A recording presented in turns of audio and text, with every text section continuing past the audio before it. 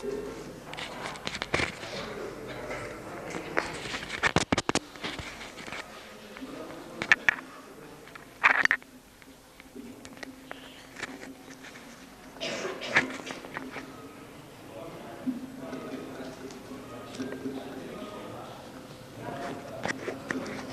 पुढे बसा. मिसेस कदमला बोलून घ्या.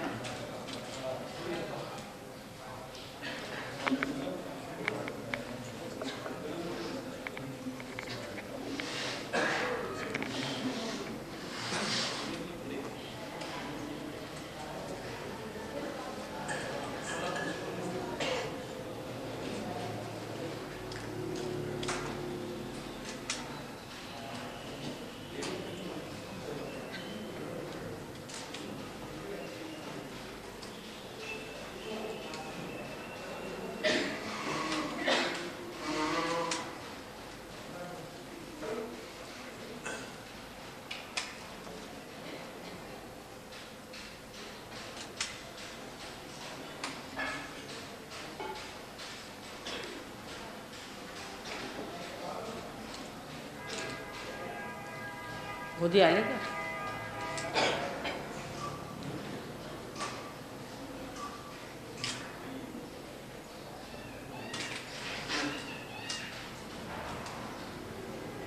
आले नाही? मोदी कुठे काय करतो? हां हां आता खाली या म्हणा, पूजा करा मग करताय.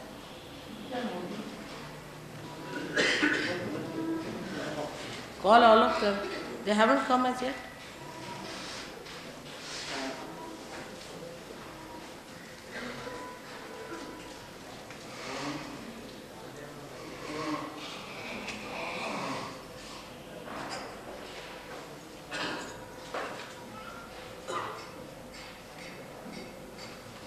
Now I have a new watch, so you must know.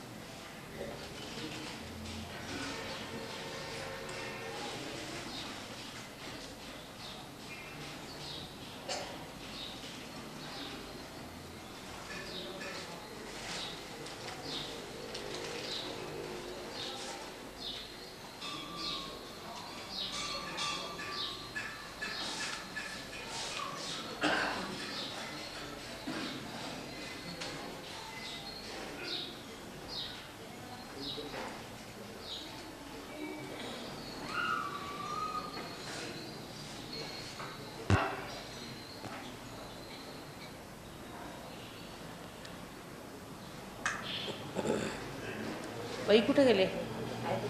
या.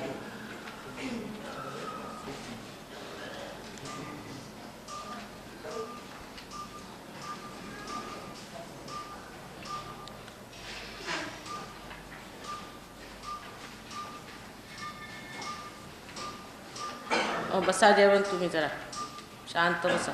आता तुम्ही जर ऑर्गनाइज करायचं कमी करा.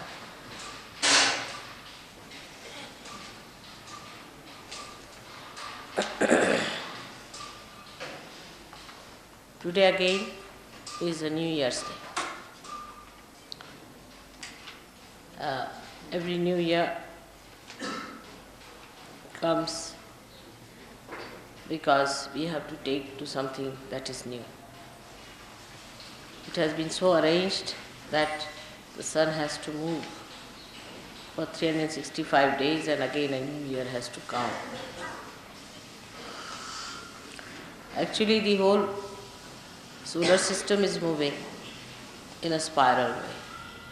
So there is definitely a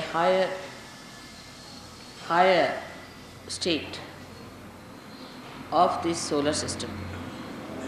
Every year it is rising higher in a spiral way. So it is not only that it is because 365 days have passed, but because it has moved a step forward, higher than what it was. Now we can see that in awareness, human beings have definitely risen much higher than what they were, say, about 2000 years back. But the first system that started, the whole universe, was the first model, we can say, was created. And that model has to be perfect. And that was a perfect model, which then started perfecting the rest of it. So that is the perfect model, which is in the principle of this ascent. And that is working out this ascent. Now, the perfection of the rest of the universe takes place in various directions. But today we have to consider the Mahalakshmi principle. Now, Mahalakshmi, as I told you, is a perfect principle. It's a perfect principle. It's perfect. It's born as perfect, will remain as perfect, will be always eternally perfect. So that is not necessary to be corrected. Now this Mahalakshmi's thing I am discussing here because you may be able to go today to see the temple of Mahalakshmi.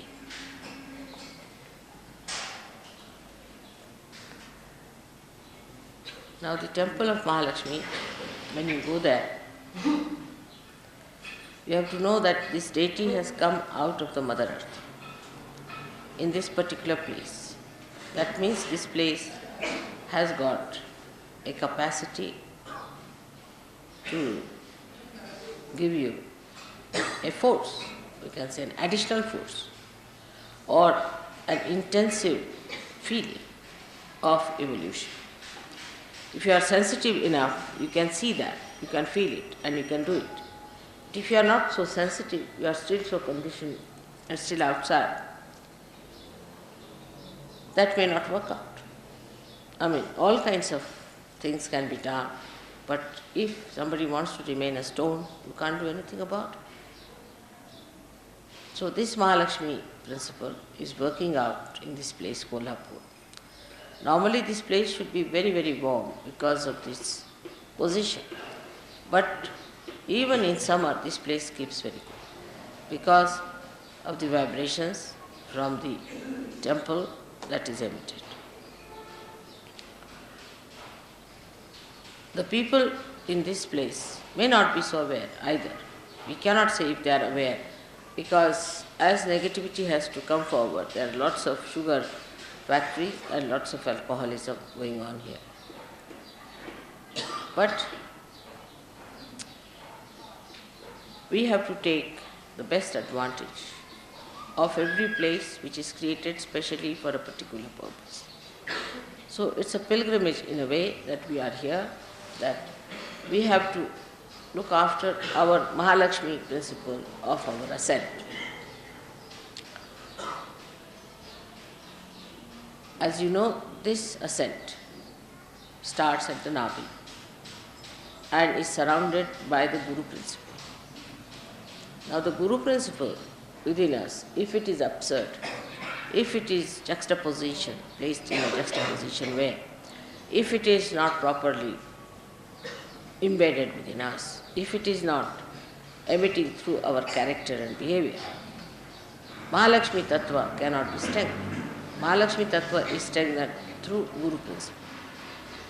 Now we are lucky today because there was the birthday of Dattatreya, just the other day when we had the puja, and today is this Mahalakshmi Puja.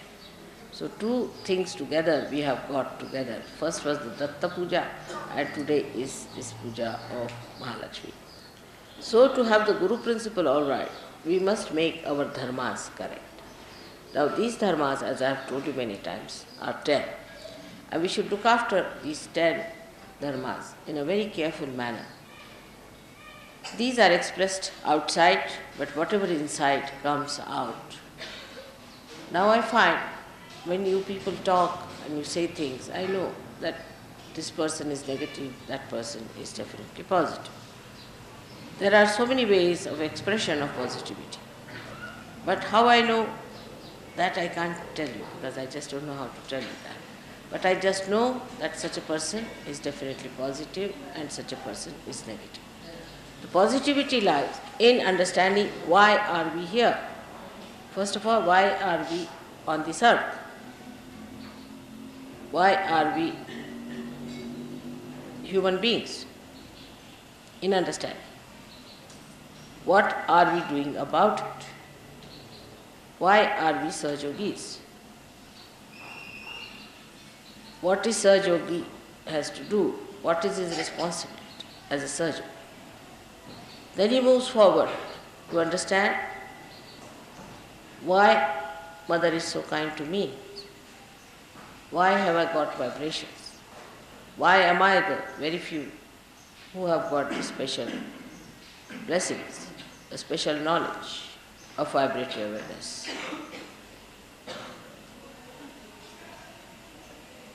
And then you ask yourself, what am I doing about it? Am I still very much embedded in my cheapishness or in my childishness, in my stupidity, in my harshness, in my aggressiveness? We always see these things in other people, not in ourselves. So we are not SahajaYogis. We should understand at that point. When we start seeing these things in other people, then we are not SahajaYogis. We should see in ourselves and emit pure compassion to others. But always people see that it is in another person this exists. Whatever I may try to say, they always see another person. Now supposing there is a negative person among us. You need not be compassionate to that person. On the contrary, better be away. Get rid of that person as far as possible. Don't have anything to do. Is a definite sign of great compassion to yourself, if not to others. Better not have anything to do with a person who is negative, if you have to come up. He may be your brother, sister, anyone. But try to be away from a person who is not positive. It causes lots of problems. I've been telling you this and I've been requesting you, but the conditioning is such that still though you have become a Guru Tattva, you don't understand that you have to be detached. For a Guru there is no brother, sister or any other relationship except for the relationship of the mother. There is no other relationship exists. One of these principles are to be understood.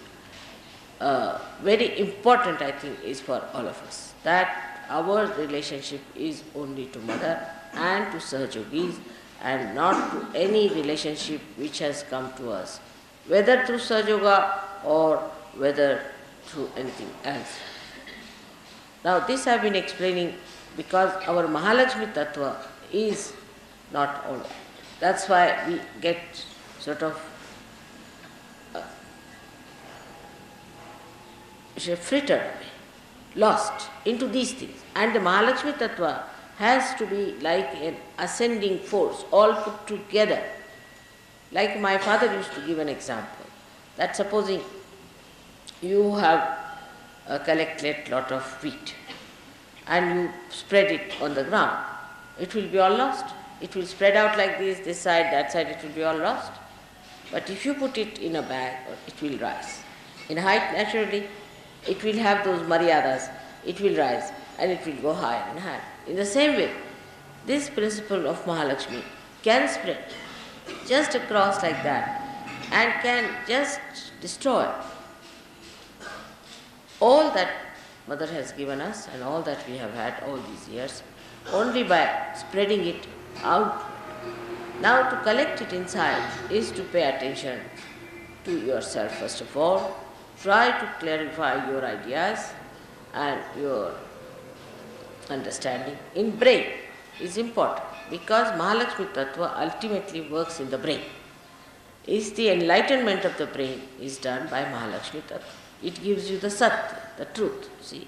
So in the brain you must clarify, reach logically logically you must reach the conclusion that I don't have to do these things. I have to do these things. I have to ascend. This is why I am here. Why I am here. What am I supposed to do? Now logically you convince your brain, first of all. It's very important now after realization. Because if logically your brain doesn't understand, it will always be cheapish, childish, indignified, or could be harsh, horribly oppressive. It could be one of these. So, in Guru Tattva, there are 10 elements. 5 of them deal with the weight. Guru is the weight, you see. Weight of a person. How much weight you have got, the gravity as we call it. A person has a gravity. When he talks, how much balance he's got. You see, even in Indian music we call it vazan. Means the weight. The weight of the person means when he is dealing with himself or with others, how much weight he carries. In English also they use this word. How much weight he carries with others means how much he can really impress others. If you impress too much, alright, then the person will say, oh, it's too much. That is a very big quality with Western people, is, oh, that is too much. That they have an idea. You see, this is all ego-oriented. That is too much. If you tell them too much, oh, that is too much, she's too much, I'll do it slowly, it is too much for me. It's very common. It's very common reaction. So, how much weight you have. And the second one is the quality of magnetism. 2 things, magnetism. First is the quality of weight. That's how much dignified you are, how you talk, how your language is, how your behavior is. You should be humorous. But sometimes, even with me, I find people talk in a very funny manner. I just don't understand.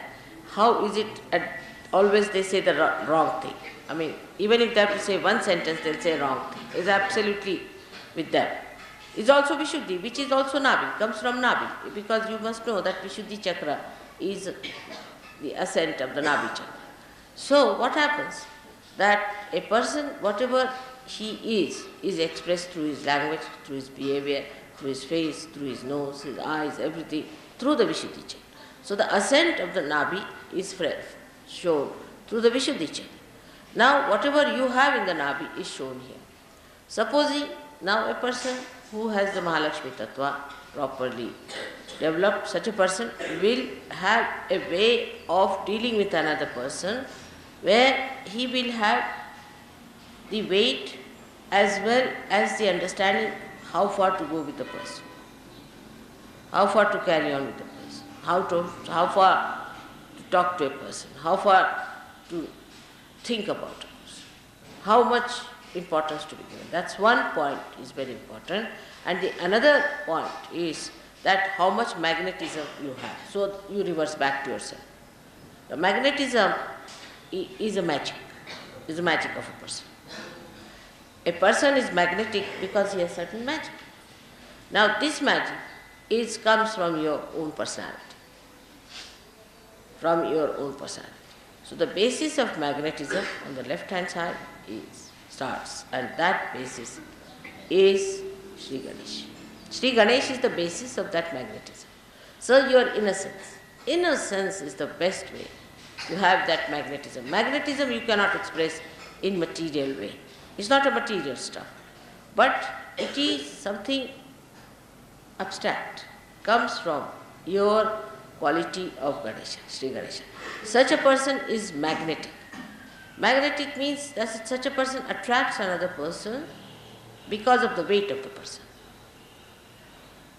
because of the quality of the person. Such a person attracts, but does not attract for lust, greed and nonsensical things, but attracts another person because of the fragrance of love in this another person.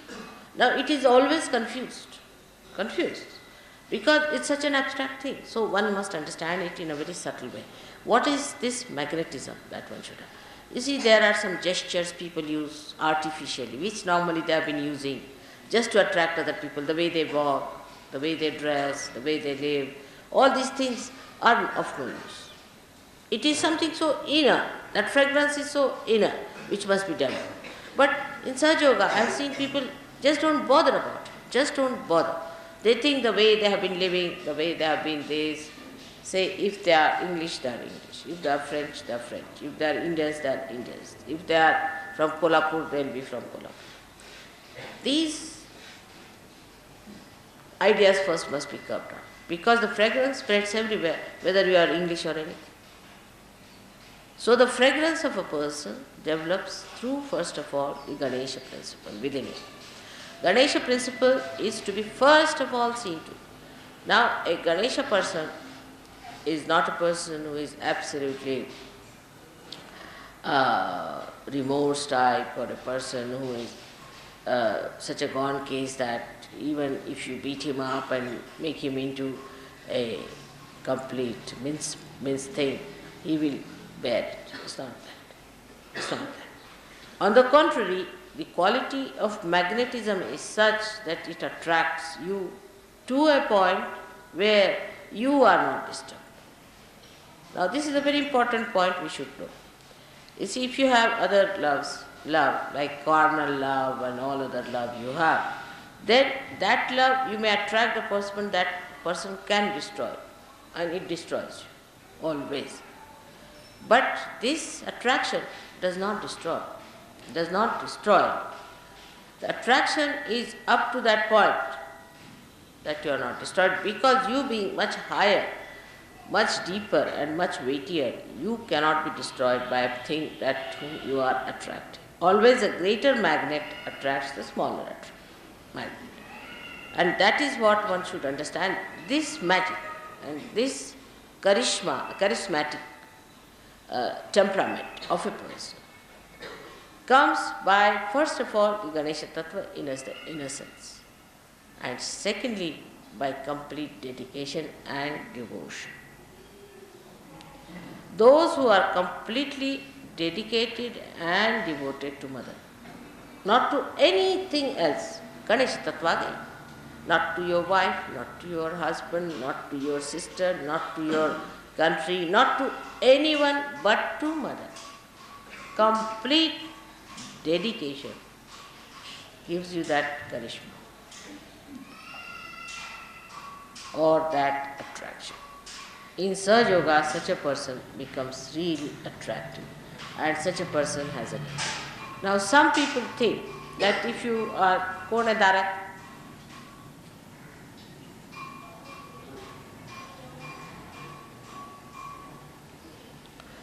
some people think that if you are a very passive person, and if anybody says anything to you and you don't mind, sort of a person, you are charismatic. It's not. People like you because they can dominate you. They like you because they can dominate you. Now, if you think that by your aggressiveness and by your shouting and by your screaming and these people, you will achieve that charismatic temperament, you cannot. You cannot achieve that either. So, how do you achieve it? By becoming more innocent. Now, how innocence develops in a person is by not thinking about it. Like you see, somebody asked me, how do you manage your income tax? I said, by having no income at all. Then they asked me, how do you solve your car problem? By not having any car at all of my own. They said, what about your house problem? By having no house of my own. Nihi, everything nihi for me. Say, how do you solve this problem? By not having it. Just not having it. Don't take up headaches upon yourself. See, when you take up headaches upon yourself, then only the innocence is reduced. That headaches like this, that this is my shawl, this is my sari, this is my thing, this is this, this is this, this is this. But only one thing is that this is my mother and I have to proclaim her. That's all. If that is the way it is, then innocence starts rising like Sri Ganesha, and by having no other headaches. This is mine, that is mine. This mind business causes the problem, I think. Personally, I think this must be the reason. That this mind business, this is mine, because whatever is mine. So somebody told me, this is a very good argument he gave. Whatever is mine is not I. Means that's not so. My body, my head, my everything mine. But I, he gave me this idea, I. What is I? Then I is separated. Whatever is not mine is I. So what remains is your spirit. Somebody gave me this argument, I said it's a very good argument to work it out. Then whatever remains is I. And that I is the one we have to see. So you go on reducing all these minds. So the pure spirit of innocence will rise. So the idea about spirit also, people think that if you become spiritual, I don't know what people think about spiritual people. But the idea about spiritual people is that you have to be something terrific like a bull, or I don't know, you have to be sharp like a fox, you have to be intellectual like Freud or something. All sorts of ideas people have. No, it is not. Spiritual person is just innocent. Just innocent. There is no intelligence, nothing, just innocent. The whole thing is innocence. See, whatever he talks or says comes through innocence. It doesn't have intellect as such, which people have through reading and through understanding and by analyzing. Nothing of the kind. It just has pure and simple innocence. And it all works out very well. It's so clean. It just says what it knows, and what it knows is the highest. So this deconditioning has to be brought within us. But you should not discuss it among yourself. Also, once you start discussing, then you see, it becomes sort of a theological argumentation. There is no theology about it. It's very simple. It's the simplest thing is to be innocent. But the innocence is lost. Why? Because our attention is in different ways. We are attentive to other things. We are looking at other things. You see. It's so simple, Today I was thinking, I have to buy 3 9-yard saris. A simple question I answered. Because there are 3 ladies who wear 9-yard saris, and I have to give them 3 9-yard. That's all. I just thought of it. All right. I came here, I saw a very nice sari being put in. So I asked her, where do you get? She you get here. I said, all right. So we go and buy those 3 saris. No analysis, nothing of the kind. I just came into my mind, I have to buy 3 saris, finished. The answer is. So even the atmosphere is so innocent. The whole situation is so innocent that the solution is presented by innocence to innocence. The innocence works out in everything, you see, because everybody has little bit of innocence in everyone, isn't it? So you can, it's like a 5th columnist, you see. The innocence is the 5th column within you. So if any person is innocent, you see, he'll work out on your 5th column and will make you all right. When you give bandhan to others, what happens? You actually bind him by your innocence. And the poor fellow doesn't know. He has his innocence within him. You capture that innocence. That's how you are there. That's how you mind. It's very simple to work out things. Only principle, the tattva, the whole thing rests on what that word is nothing but innocence. So try to develop this by all these things are neti vachanair nigumo avuchu. So by saying not this, not this, not this, not this, not this, to all your thoughts, not this, not this, not this, not this. You reach there. Not mine, not mine, not mine, not mine. You reach there. And that is how it is. And you see the whole material world is now attacking the innocence because they are frightened. You cannot attack. Innocence cannot be destroyed. It cannot be destroyed. Innocence is something is all pervading and it cannot be destroyed. So whatever people may try, it cannot be destroyed. But it can be covered, It can recede, but it cannot be destroyed. It will act its own way. So try to develop that innocence, which is the basis of Mahalakshmi tattva, we should say, or that is the essence of Mahalakshmi tattva. So the outward thing is the weightage, the dignity, the behavior, everything is the outward thing, and the inside thing, the tattva, the principle on which it is based, is innocence. Now, if we understand Mahalakshmi tattva within us, how it has to work out. It's not intellectual. Again, I would say that I don't want you to project your intellect into it and to find out. But just remain where you are and you will find the answers just coming to you. Automatically. Just don't project your minds into it. Just you'll get all the answers to every question. Just like that. Because innocence in everyone is the simple answer. While all the complications drop out, the innocence is. And that is what is the love of God. Is the love of God. So, don't confuse this with love, with all your nonsensical love ideas you have about people and identification, misidentification. This is pure love within us, the purity, the innocence, which is love, and which is life itself, we should say, is a part of that, the Prana Shakti. But Prana Shakti is not Mahalakshmi. So Mahalakshmi is the essence of everything. Because if creation has to take place also, if desire of God is there, and if there is no Mahalakshmi tattva, then what is the use of having the desire? It's finished. Supposing even if you have creation and you do not have the Mahalakshmi tattva, how will you work it out? You cannot work it out. You have to have Mahalakshmi tattva because they do not have any meaning.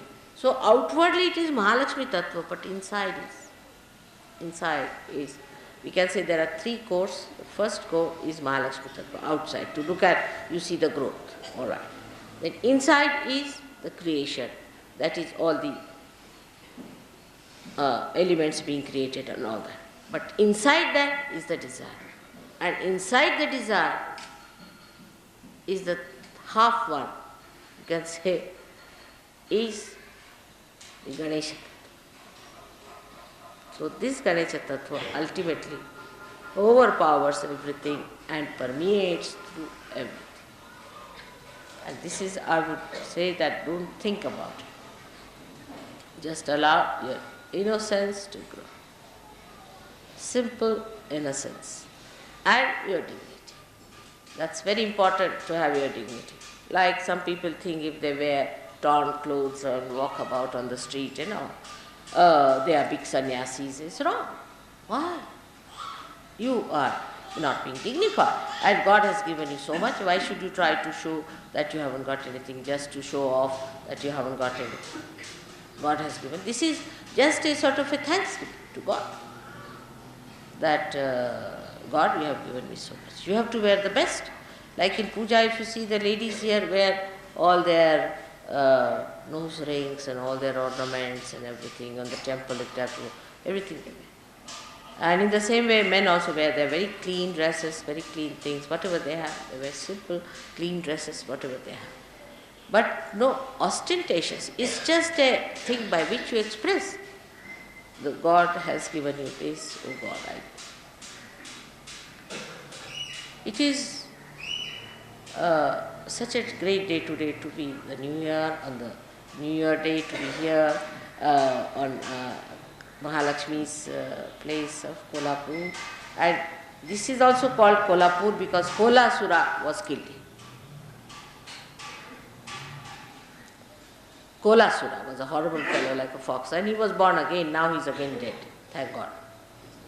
He was here and now he is dead. Kolasura died. You don't think about it. Again your mind goes on. Don't think about it. I'll tell you about it. I have deliberately avoided the name. He was born again and was finished now. So this is the place where Kolasura was killed, where this was established. So Mahalakshmi's incarnation came in, and that's how this place has a special value that we have come here for a pilgrimage. And let us be in a humble way think about it. Actually, these things could not take place in the West, because even if they had come out of the Mother Earth, who would have recognized them? Who would have known about them? Who would have respected them? Who would have worshipped them? That's why it did not happen in the West too much. But it is there, little bit is there, no doubt. But here, now, we have all these temples, and the attack on the innocence has come from the Tantrikas. And so the Tantrikas entered all these temples and they tried to establish themselves. But gradually they are being neutralized and cleaned up. These Tantrikas have gone into every temple of all the goddesses and they will be gradually all ousted out. So this is the attack that came through, and that's how these Brahmins, you see, came down and settled in these places, so-called Brahmins, and tried to preach about all tantric methods and things here in the temple, and they really spoiled the atmosphere. So may God bless you all. I want you people to develop concentration of mind so that you rise above all other misidentifications and get identified with a pure spirit through your Mahalakshmi principle. May God